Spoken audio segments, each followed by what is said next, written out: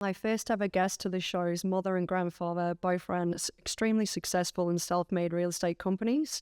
Zach Addenbrooke is a client and, more importantly, a friend of mine, and he's here to chat all things WA property.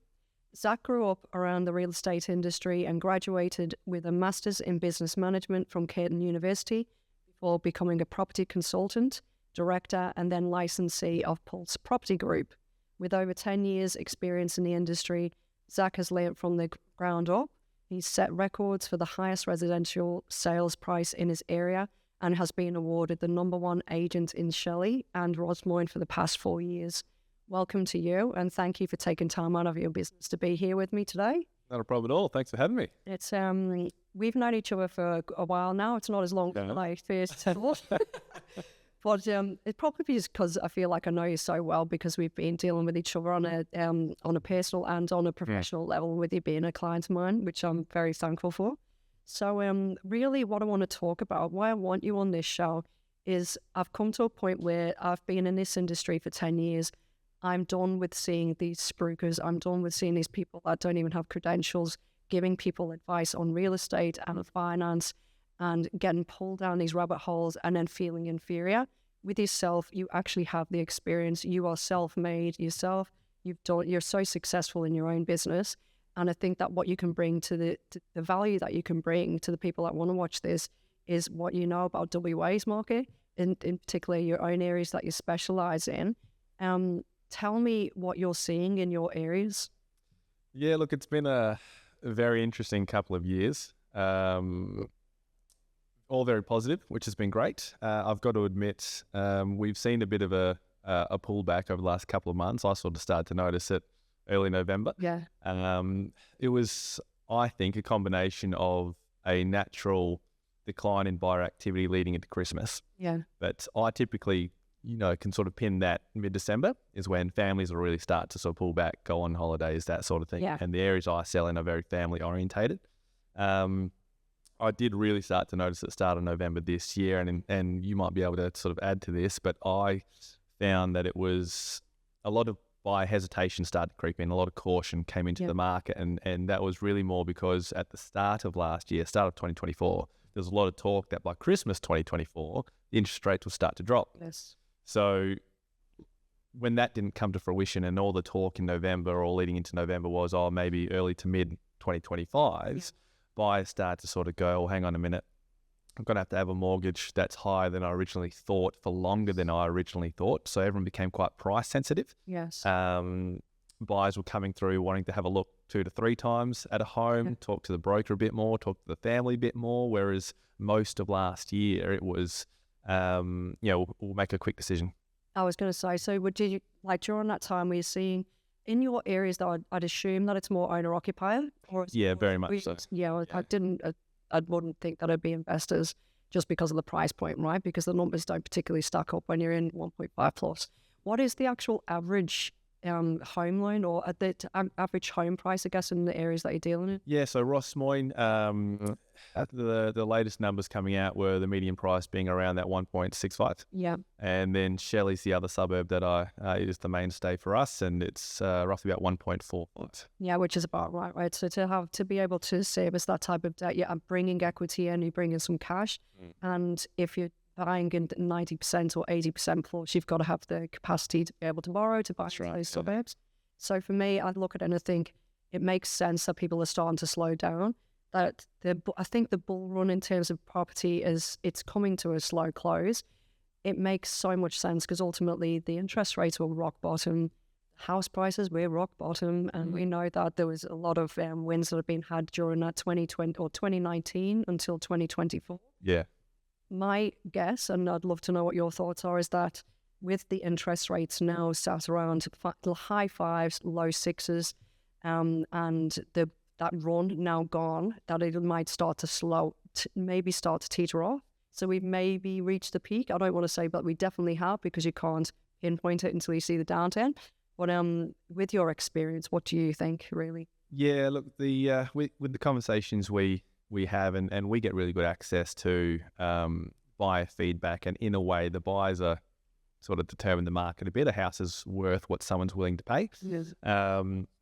So because we're fortunate enough to do the majority of selling in these areas, I do get that good feedback from buyers. And I think the first half of this year, it's probably going to remain as is, or relatively as it is. I think the second half of the year, we might see a little bit more growth, would be my gut feel. And that's just based on the fact that at the moment, I think we're sitting around just over 4,000 properties for sale in the Perth metro area, and a standard Perth market's 12,500, give or take. So we're still massively undersupplied overall. And I don't really see a catalyst of, another 8,000 properties coming to the market overnight without anything selling. So I don't really see us getting back to a standard market. So this is what I think is really unusual at the moment. We've got so many anomalies that are occurring in the markets and in finance in general, right? It doesn't make sense because the house price is now valued so high. The median in Perth is pretty much doubled. And you think, but the incomes aren't doubling. So incomes haven't doubled. But cash flow wise, all of a sudden people have made a lot of money in equity. Yes. So then they're transferring and they're upscaling, right? So they'll sell the smaller home that they had in the outer suburbs because they want to get to the better suburbs. And I get that transfer that way because the mortgage might stay the same, but they've made money and paper money on equity. But the issue I see going forward is those coming into the market are struggling because obviously those that have never owned property, they didn't get that the cash injection, right? Yeah. Otherwise, they're looking at having the parents help them in, or there's just the parents will give them some money, and this is what I'm seeing from the finance side, or they'll be staying with mum and dad for a long time and then saving that cash. That's the only way for them to actually get in. But those that have had property portfolios, they could give up to if they had a couple of investment properties to then buy into these gorgeous suburbs, right? But again, in Rosemoyne and Shelley, much the same as the western suburbs where I live, it's heavily owner-occupier. Yes. So once you're in, you're setting up and you want to bed yourself and you bring up your family in these pretty places, right? So I guess it's an unusual one because, and I'll put myself out on a limb with this one. I think that what's going to happen with WA, a lot of the eastern states people believe that Perth is a terrible place to buy and that we're very boom bust. But I think that the anomaly that was created by COVID, there is a lot of money now in WA. And I think that for us to come off in terms of the actual real estate values, I think every other state would have to follow suit. So we'd be all in the same boat. I don't think it's going to be a bust scenario. I feel as though we may just start to teeter off, but we're going to hold our value. Yeah, I agree. Yeah, I think there'll be a little bit more growth towards the back end of the year. Yeah. You typically see that when interest rates start to drop, and whether it's just a very quick psychological factor where buyers go, oh, well, look, I can borrow a little bit more now, even if it's just a very small decrease in rates, there is always that knee-jerk reaction. So based off that, I think, we'll have a bit more growth towards the back end of the year. It's going to be far more sustainable than it has been over the last sort of 18 months. But yeah, overall, I think it's just going to be much more manageable. Yeah. I think for the likes of yourself, you're always going to sell properties regardless of what the market was, right? There's always going to be buyers and sellers. But the volume, I guess it must be really competitive for you at the moment, given that there's only 4,000 stock and then there's X amount of agents in Perth. Yes. Like, so for yourself, have you found, or has it not been such an issue for you because you've got higher sales prices but lower volume? So is it balancing itself out? Whereas before you would have had higher volume but still high prices, right? But is it affecting your business directly? No, not quite. It's just different strategies, really. It's different problem solving. So when you got high stock levels and little demand, it's just different conversations. It's different sort of legwork, that sort of thing. So it's really about when you're selling your house in that type of market, it's really just about spreading yourself out to as many buyers as you can to create competition. Whereas in this market where there's not a lot of stock and there's a lot of demand, that competition is creating itself, but it's really up to the agent to then be able to leverage that buyer competition for the seller to maximize their price. So it's just sort of different strategies. So have you found out, because the families had such a long hold in the WA market, right? So coming in, you've had the generations, they've got all of their experience, and then you've built upon that yourself and you've watched them do it. I guess for yourself, you must have a great database, right, of clients or particular or potential buyers for stock as it comes to market. So is it shifting quicker, or is it slowing down? We say so if somebody puts something on the market right now in your areas, is it selling like within the month? Oh, sure. Yeah, look, it's still selling relatively quickly. Yeah. It has slowed down. So I think leading into November, it was roughly anywhere from 7 to 14 days on market on average, is what we were saying. At times. Yeah, it is. It's a different game altogether. That's pulled back a bit now because of that hesitation that has crept into the market. So, but even then, it's maybe 14 to 21 days now is what we're seeing. And in comparison, I mean, prior to COVID, when the market from late 2014 through to COVID, where it was a declining market, which is how I sort of came into the industry itself. So I've been doing this 10 years, and I started just on a declining market. Yeah. You had to fight for every dollar, and the average days in Shelley and Ross went anywhere varied from 60 to 75 days. Yeah. So overall, 14 to 21 days is still very good. Yeah. Yeah, and it's been very interesting. So a lot of sellers with this type of market sort of go, oh well, look, if you've got a few offers within 7 to 14 days, maybe we get better offers in another week or two. Yeah. But the really interesting bit of information, which I think a lot of agents might overlook or doesn't come up in conversation, is we will probably have about 40 odd groups through a home open in 2 to 3 weeks. Okay.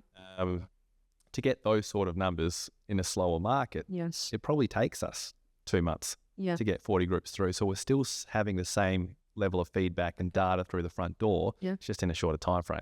That's interesting.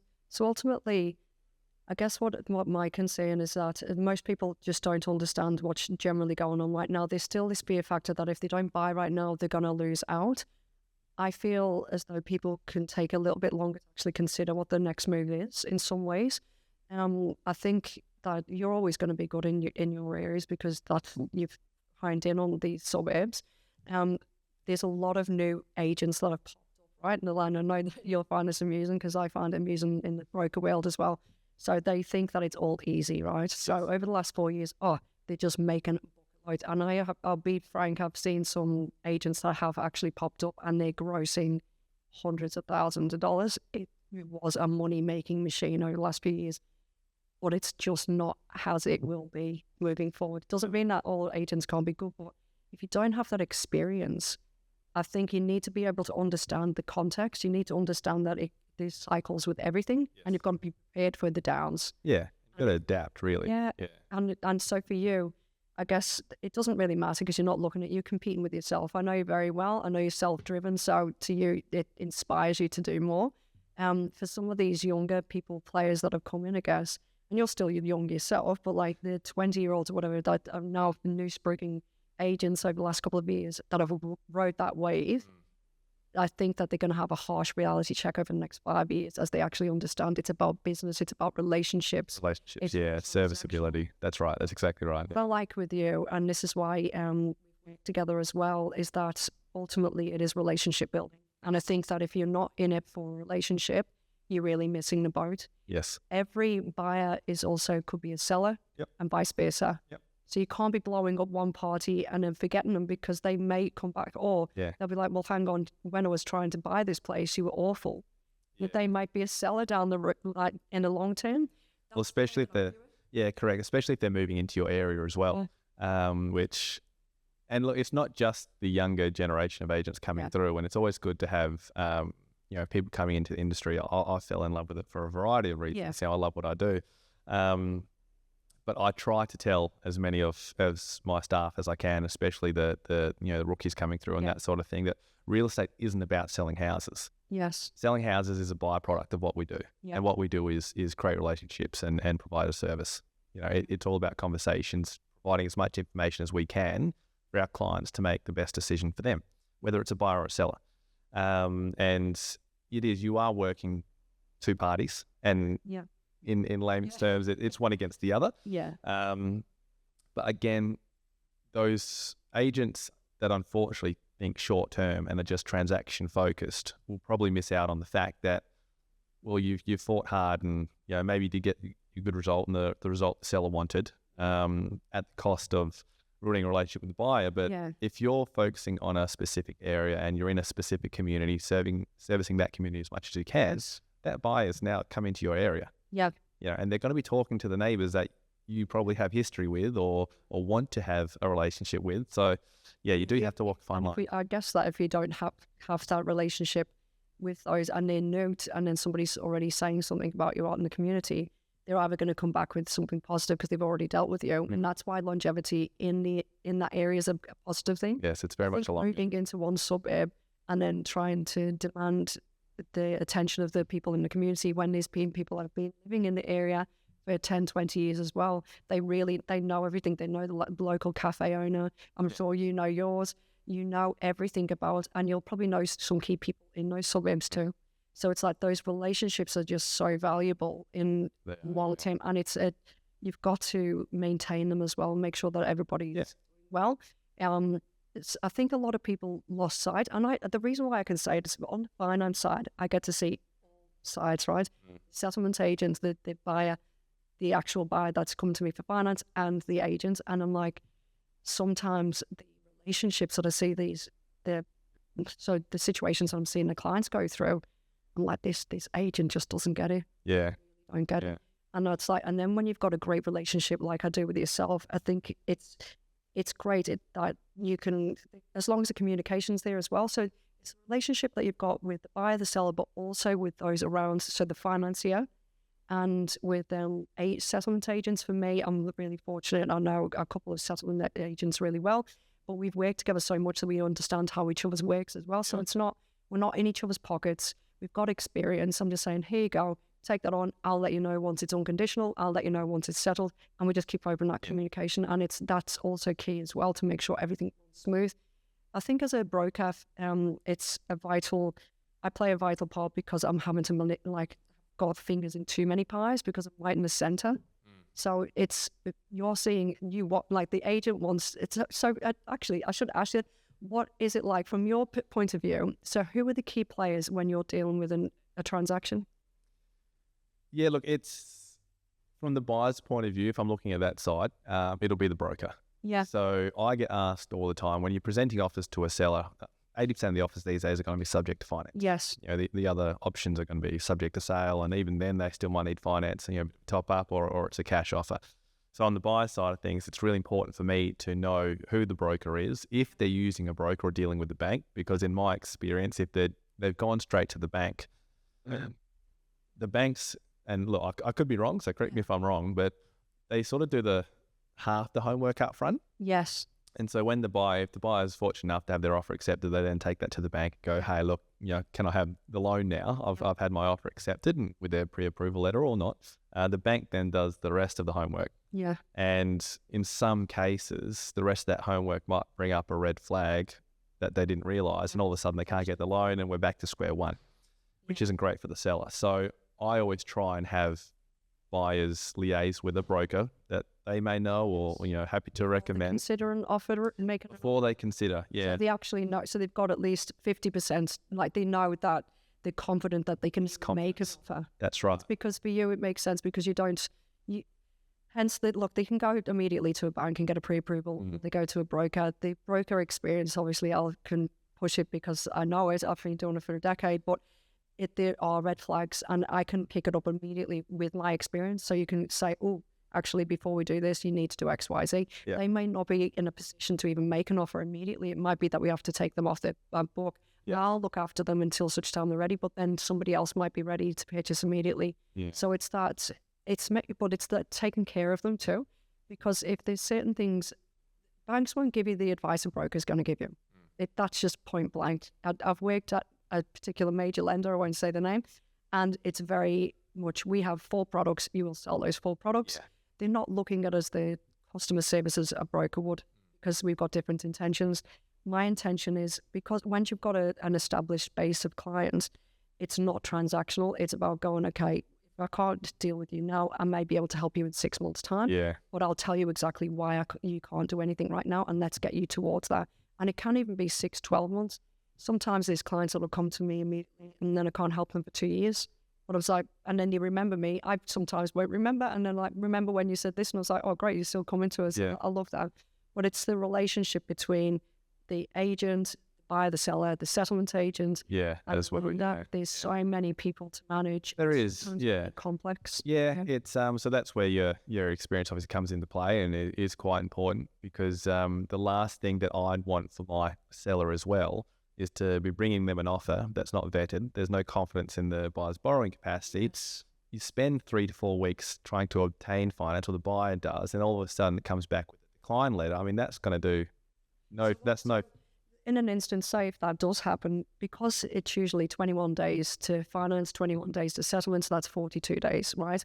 If for some reason then they don't get finance at day 19, then you're set back weeks, right? That's right. You've got to reset again. That's right. So it's like, it's an awful process, and it can make you look terrible if they don't get the outcome that they need. Yeah, and when your average days on market is about 14 to 21, if you're essentially off the market when you're under offer and going through these offer conditions like getting finance, and then all of a sudden in 21 days time, the offer's not going forward, you're back to square one, and the listings become stale in a lot of buyers' eyes. So then potentially they could have lost that premium price. That's right, yeah, because then the initial mindset of buyers who then come through after it's back on the market, they, 25, 6, 7, whatever it is. Try and undercut maybe. Yeah, they go, why has it been on for so long? And there's that negative connotation. So again, you just can't help that with buyers. They have access to so much data now, so they can see how long it's been sitting there. Now, a good agent will still put the story around it. Look, an offer was accepted, it was an extremely good offer. You're going to have to beat that to really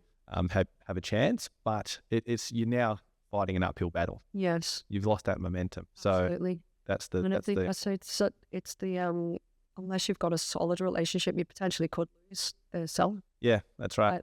You've got to be exceptionally careful with who you're surrounding yourself as well, and make sure that they're competent people. That's the way that I look at it. And the other thing in this market as well, where there's not a lot of stock and a lot of sellers don't know where their next move is. Some of them are still coming on the market, and especially a lot of my clients, I'll help them create an offer that's either a really long settlement, so they've got something on the table that's real, like we can see the figure, we now know our legitimate budget. It's not just sort of a bit of homework. We think we'll get this, we think our house is worth this, so we could probably spend this. You've got an offer on the table, you know what the budget is, but then I'll negotiate sometimes a 12-month settlement if need be, or a rent back option at a commercially agreed term. So who usually goes for the 12 months tip? Like, have you actually done one of those? Yeah, I have. It's less and less, because then, you'd be able to answer this, but from my understanding, those finance approval letters last 3 months. Yeah, that's right. But I guess the other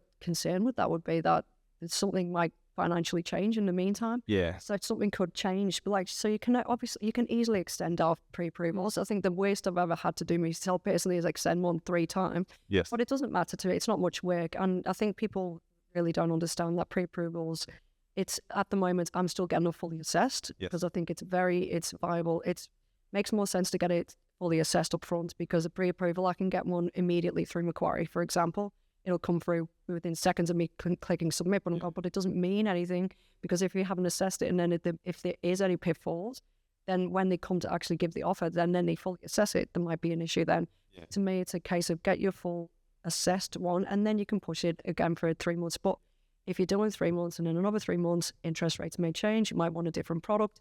Their circumstances may change, they might have lost a job or whatever, or they've gone and spent the money. So that, to me, 12-month settlement seems like a long deal, but I'm sure it works for. Yeah, it's I've probably done a handful. Yeah. And we've all gotten to the end, which has been good. So yeah, circumstantial. The most popular other option is to you bring it on the market, find an offer that the sellers are happy with, it fits their criteria, and then within that contract, I'll negotiate a rent back.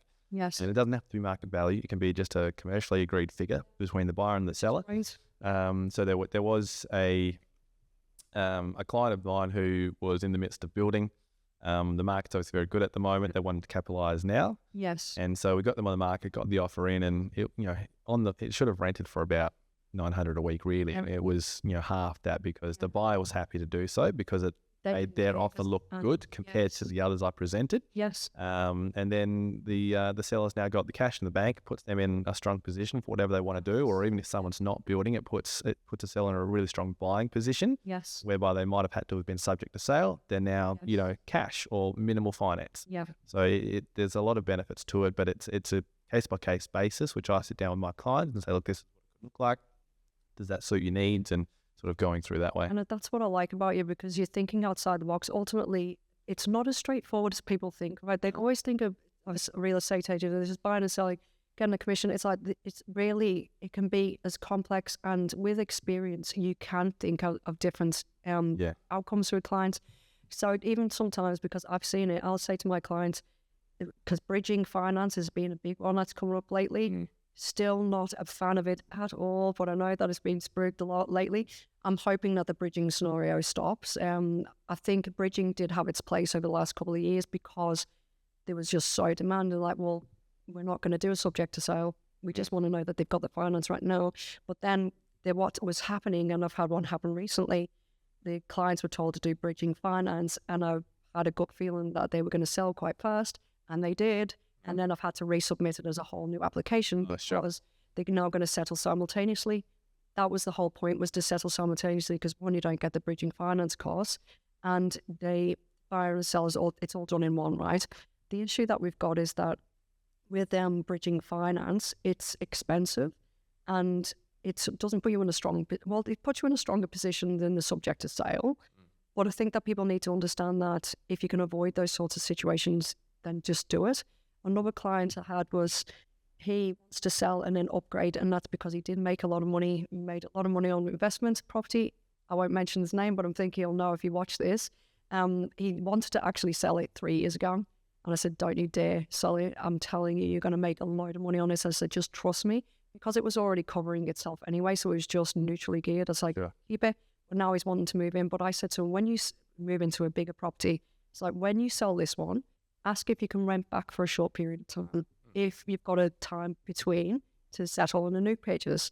He said, oh, will they do that? And I was like, they will. You've just got to negotiate. Ask your real estate agent with the one that you're buying, can they allow you to rent it back for 1 month?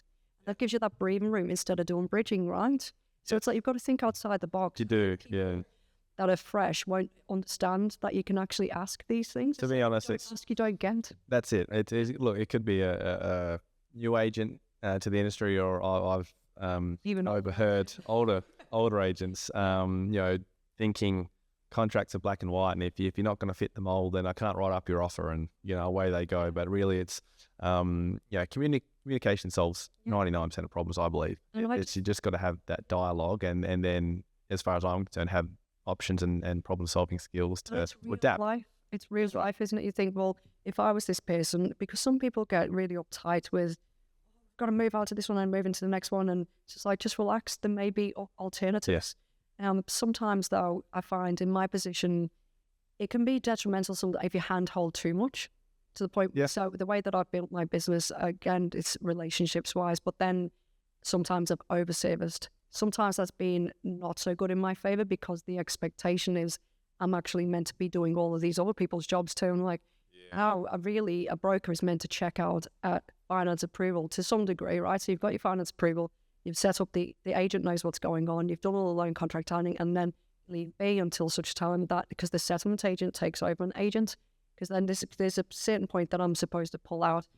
Sometimes I'll be there to nurture all the way through, and I've got my fingers in all the pies, but then sometimes you've got to let it go so that each person can do their role. Yes, yeah. Sure. But you come in with those ideas, but I can only say, my client is wanting to rent back this property for a short time. Is that okay? And when you've got the relationship with the agent, you can ask them that question. Yeah. They can only present it, and they can say yes or no, right? That's right. And if they say no, then so be it. Then you find a different solution. But to me, like the whole, going back to the bridging bit, I hope that the bridging finance scenarios disappeared, because it was just, it causes more problems than it solves solutions, really. But it had its place because it was so competitive that if you didn't have some finance in place or was subject to sale, you weren't going to get the property. And then people were hating it, going, well, I really, really want this one. It's my dream home. So you had to come up with a solution, even if it wasn't the workable one at the end. Yes. So I guess I've been loving this anyways, because it's flowed so naturally because we know each other, which is nice. But I do want to ask you a couple of questions. So what are the common mistakes that you're finding with the home buyers? And what do home buyers and sellers, what are the common mistakes that they make? Yeah, sure. I'd have to say the biggest one is listening too intently to the media. I can tell pretty quickly on a weekend when I'm doing my home opens if there's been a positive story, in the past few days, or a negative story, because all of a sudden there's no traction, or there's a lot of traction. Yeah. It doesn't last very long because the media, as you'd be aware, it's really just to sell stories and that. So a lot of I've been in many situations where sellers, there's a positive story comes out, and then the market's growing and there's more price growth out there, that sort of thing. So Zach, we're ready to sell. Can we talk about price? Yeah, no worries. And I always go through what has sold recently. So it's all factual, because that really bases the foundation of any future sale. What comparable homes have sold, and having market share in my areas, I get the benefit of going, look, I've actually been through all these ones that have sold, or I've sold them myself. So I can really closely compare with your home. But then that is essentially all past data. Now, whether it's 2 months, 3 months, 6 months, 12 months old, it is past, and the market has been changing very quickly of late. So then it's really my job to know, well, look, I know what the buyers are looking for in this market, and this is how we can position your home to maximize that as well. So whilst your baseline could be around here, given the market evidence, the facts, I think with a lot of the buyers we're dealing with, you could end up here, and this is how we get there. So a lot of educating, which is fine, but sellers sort of being over ambitious, going, look, I heard a story, and my friend told me this, and there's style on Instagram. Yeah, that sort of thing. So it's a lot of thought processes, and maybe it just needs a little bit of evidence and things to fine tune.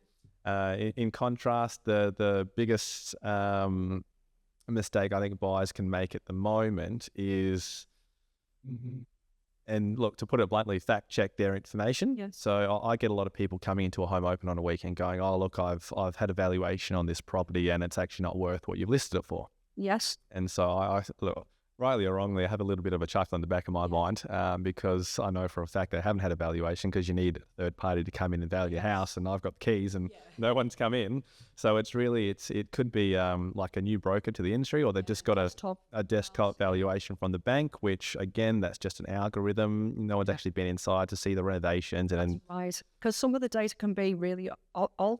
Yeah. So, and I think prime example is my property. It hasn't been updated for 20 years. I've come in, bought it, renovated it, but until I actually got somebody to physically come in it, it was coming in. So prime example, so mine came in $300,000 short on CoreLogic, as opposed to the real valuation that I had done. Yeah. And that's because I was like, I know, because I've completely interiorly, the interior is completely different. Yeah. And there's actually, on the disclaimer on the back of those reports, which again, I don't think too many people read, is it specifically says that, our estimated value is not an accurate representation of one market conditions. It actually says we don't know if there's been renovations, we don't know if the property has views, all this sort of stuff. So you've got to be quite wary.